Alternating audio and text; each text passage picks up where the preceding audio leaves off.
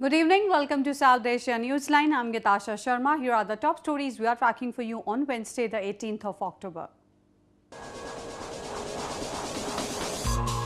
At least 7 killed in blast targeting police vehicle in Balochistan's Quetta city.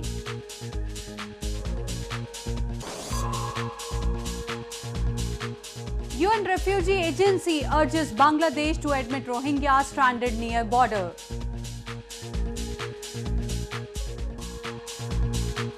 And people usher in Diwali festivities in southern India.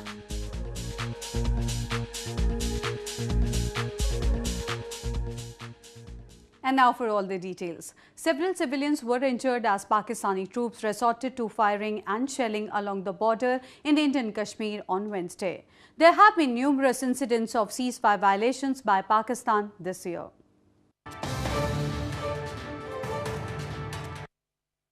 Several civilians were injured on Wednesday as Pakistani troops violated ceasefire along the frontier in India's northern Jammu and Kashmir province. Pakistani troops reportedly targeted residential areas and resorted to heavy firing and shelling in Rajouri and Poonch districts of the province. The injured were immediately admitted to hospital and are undergoing treatment. तो अभी तक की सूचना ये है कि 5-6 लोग जो हैं वो बॉर्डर शेलिंग में जो है वो इंजर्ड हुए हैं। तो हमारे पास यहाँ डिस्ट्रिक्ट हॉस्पिटल रजौरी में एक ही व्यक्ति पहुँचा है अयाज नाम का बालाकोट से, जिसकी उम्र जो है लगभग 27 ईयर्स है। उसको हमारे यहाँ पे क्विक रिएक्शन टीम के द्वारा पूरा इन्वेस्टिगेट किया गया, एग्जामिन किया गया है और हमारे कंसल्टेंट जो हैं वो उसको देख रहे हैं। The troops of arch rivals India and Pakistan intermittently exchanged fire across the de facto border dividing Kashmir, despite an agreement in 2003 that a ceasefire should be observed along the working boundary. Both New Delhi and Islamabad blame each other for resorting to unprovoked firings. Meanwhile, at least 7 policemen were killed in a blast in southwestern Balochistan's Quetta city on Wednesday. The Taliban claimed responsibility for the attack. An explosion ripped through a police truck on Wednesday, killing more than 6 policemen and injuring several others in Quetta city of southwestern Balochistan province. The truck was reportedly carrying around 35 policemen when the blast occurred on the city's eastern outskirts. However, it could not be confirmed whether it was a suicide blast. The Pakistani Taliban claimed responsibility for the attack. The militant group, which is loosely allied to the Afghan Taliban, said the attack was a suicide bomb targeting Pakistan's paramilitary frontier corps. Moving on to news from Afghanistan, the death toll from a coordinated attack claimed by the Taliban in Afghanistan's eastern Paktia province rose to 41. Suicide bombers and gunmen stormed a police training center in Garde city of the province on Tuesday.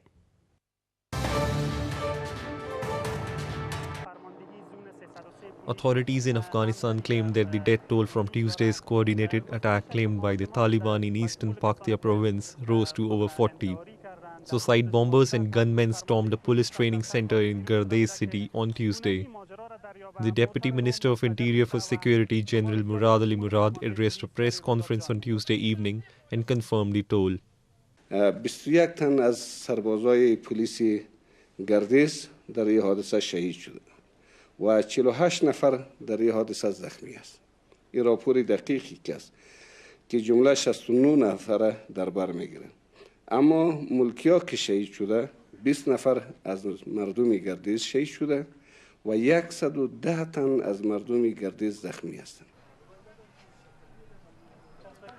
Meanwhile, in another incident, 1 civilian was killed and 3 policemen were wounded in a grenade attack on a police checkpost in Kabul city on Tuesday night.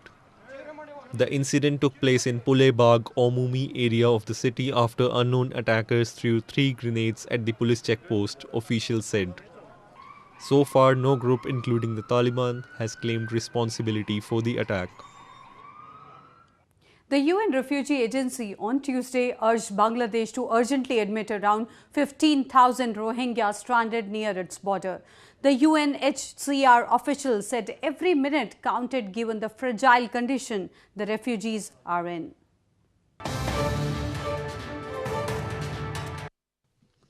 The UN Refugee Agency UNHCR urged Bangladeshi authorities on Tuesday to urgently admit up to 15,000 Rohingya refugees stranded near the border after they crossed into the country from Myanmar. The UNHCR asked the authorities to move the refugees further inland to safer and better conditions. The refugees have entered Bangladesh through the Anjuman-Para border, crossing points since Sunday night, many of whom have been walking for about a week to reach the border, the UNHCR officials said.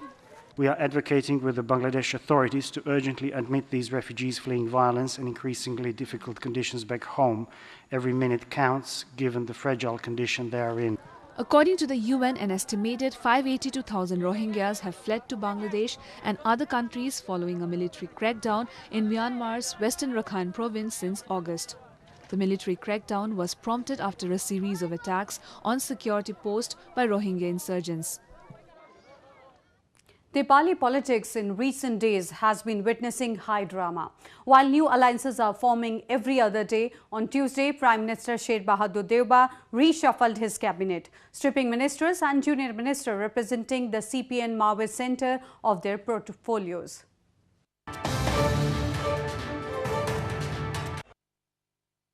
Nepali Prime Minister Sher Bahadur Deuba on Tuesday reshuffled the cabinet, stripping ministers and junior ministers representing the CPN Maoist center of their portfolios.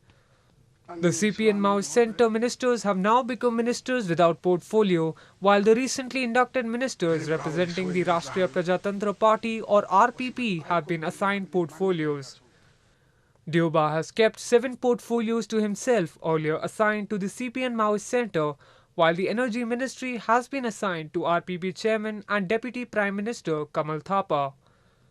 On October 13, Deuba had inducted into his cabinet 8 new ministers of Kamal Thapa-led RPP after the party extended its support to Deuba's Nepali Congress.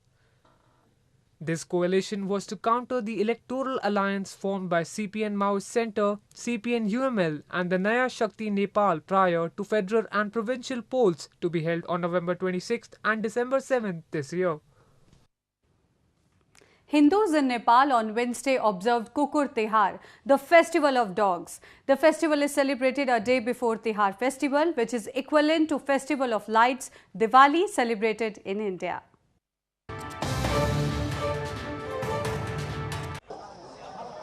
Dogs in Nepal were worshipped on Wednesday as Hindus in the Himalayan kingdom celebrated KukuTihrt, the festival of dogs.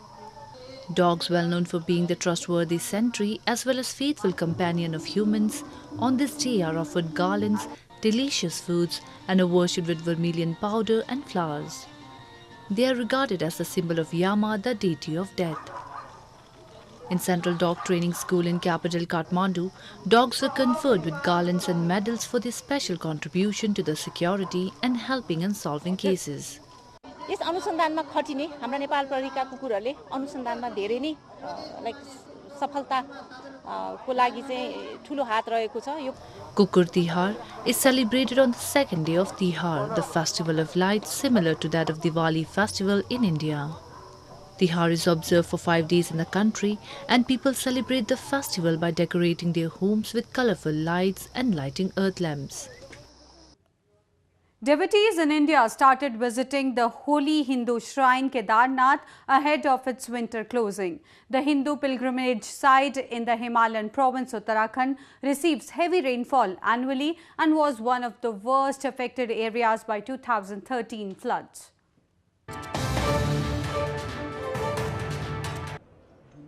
One of the holiest Hindu shrines, Kedarnath Temple in India's northern Uttarakhand province, is witnessing heavy footfall nowadays ahead of its winter closing.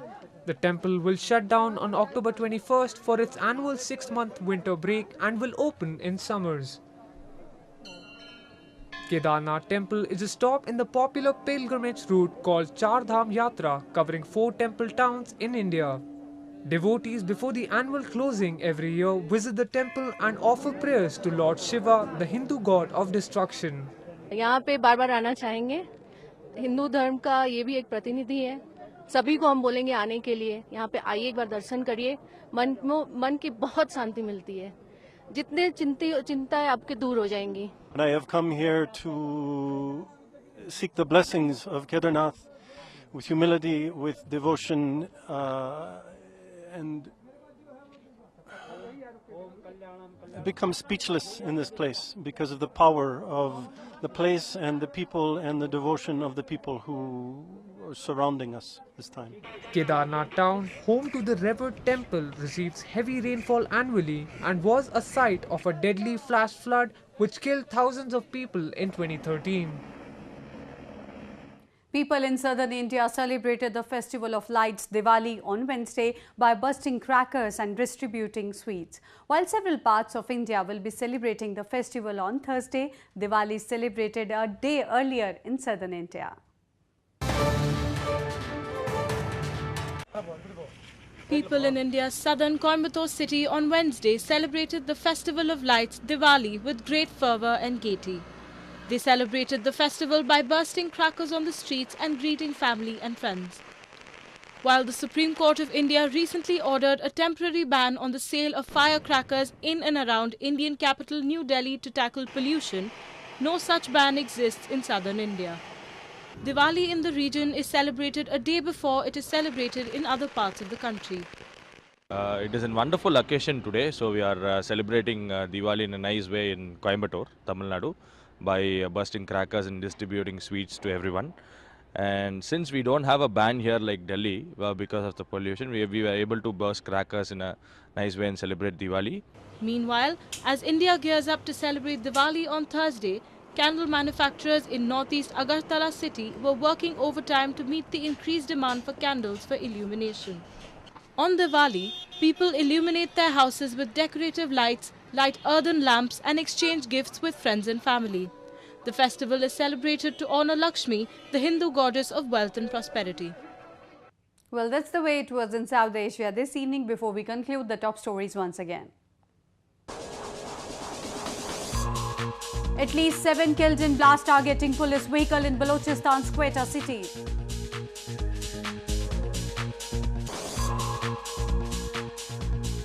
UN Refugee Agency urges Bangladesh to admit Rohingyas stranded near border.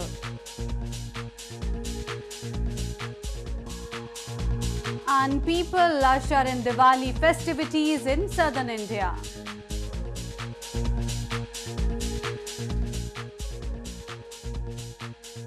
Now our viewers can watch the show on SouthAsiaNewsline.com. You can also visit us on Facebook.com/AsiaNewsline and follow us on Twitter @AsiaNewsline.